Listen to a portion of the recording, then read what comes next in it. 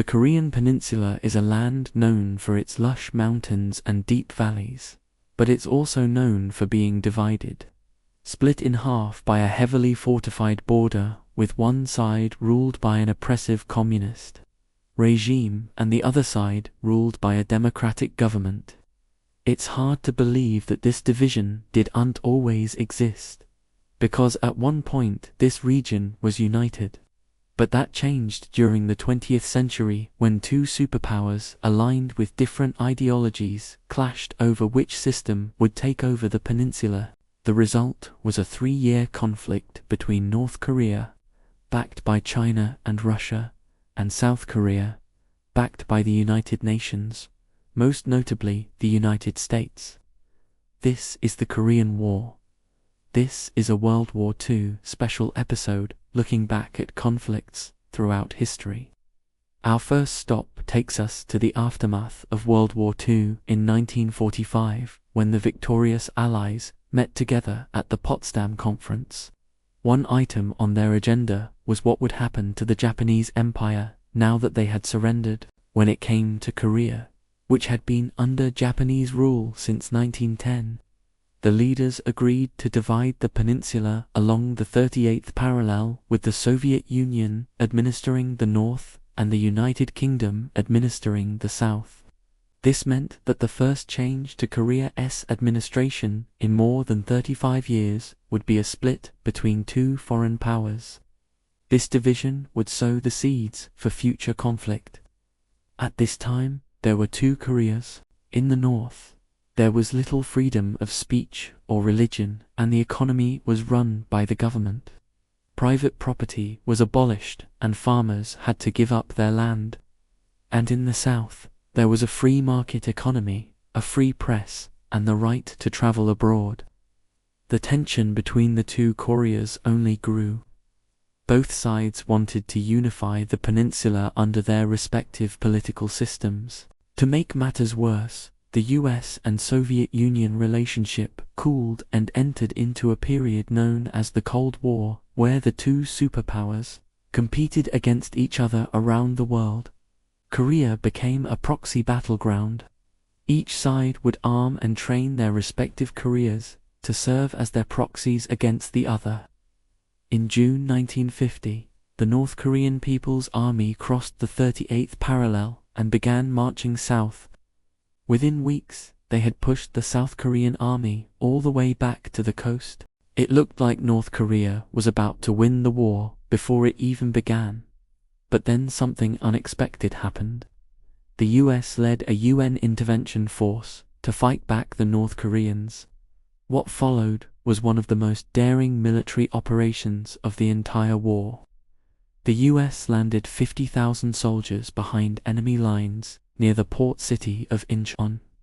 The attack caught North Korea off guard, and soon the tide of the war turned.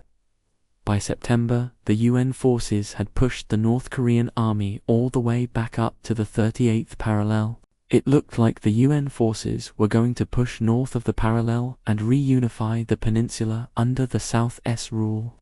But once again, the situation took an unexpected turn.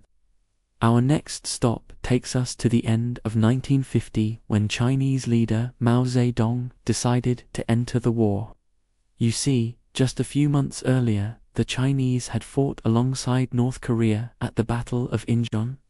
They sent thousands of soldiers across the Yalu River into North Korea to help prop up their allies. But many of these soldiers were inexperienced conscripts, and so China's best option was to wait for the winter to end and then launch a spring offensive. But when spring arrived, China did not hesitate. In late October 1950, hundreds of thousands of Chinese soldiers crossed the Yalu River and marched south. By early November, they had pushed the UN forces back below the 38th parallel. Just a few months after retaking the northern half of the peninsula, North Korea was once again in friendly hands. For the next 2 years, the fighting continued, with neither side able to make any major gains. Most of the fighting was confined to a narrow band in the middle of the peninsula. It was an era of stalemate. At times, soldiers from both sides would engage in massive firefights, artillery duels, and even human wave attacks. But for the most part, the fighting was done through trench warfare. The conditions in the trenches were terrible. Soldiers slept in damp earth, ate spoiled food, and had to deal with rats and flies everywhere. And because of the harsh winters, the fighting would often stop altogether. During the war, 26 Canadian battalions containing some 27,000 Canadian soldiers served in Korea.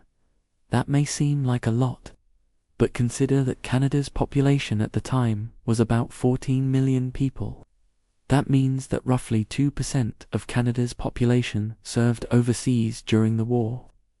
Of those 27,516 Canadians were killed, 156 were missing, and 1,141 were wounded. But despite the high cost in lives, the UN did not succeed in defeating North Korea. That brings us to the last year of the war in 1953.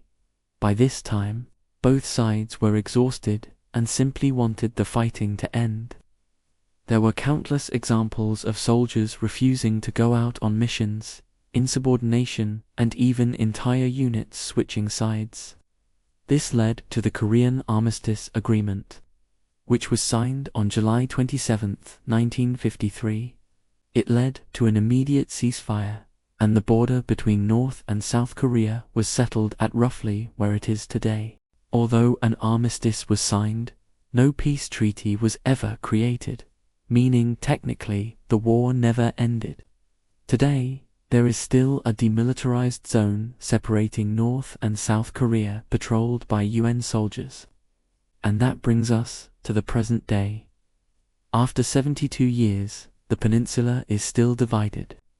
In fact, the border is one of the most heavily fortified borders in the world.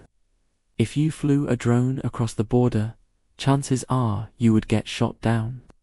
The division of Korea is one of the longest-lasting consequences of the Cold War. To understand why this conflict matters, let's look at some numbers. Between 1950 and 1953, an estimated 5 million Koreans died, which is about 10% of Canada's entire population. Civilian deaths made up about 2/3 of the total, meaning that Korea has one of the highest civilian to military death ratios of any war in history. While we may never know the true number of civilian deaths, we do know that millions of refugees had to leave their homes and become internally displaced, and the effects of this displacement can still be felt today. For example, it is estimated that 1 in 5 Korean Americans today are the children of refugees who fled north or south during the war.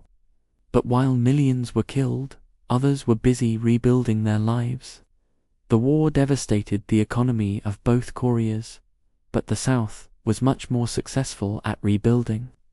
With the help of the United States, South Korea experienced an economic miracle in the decades following the war. Today, it's one of the largest economies in Asia. Meanwhile, North Korea's economy collapsed shortly after the war ended. Decades of mismanagement, poor planning, and international sanctions have left the country in ruins. Today, it's one of the poorest countries in the world.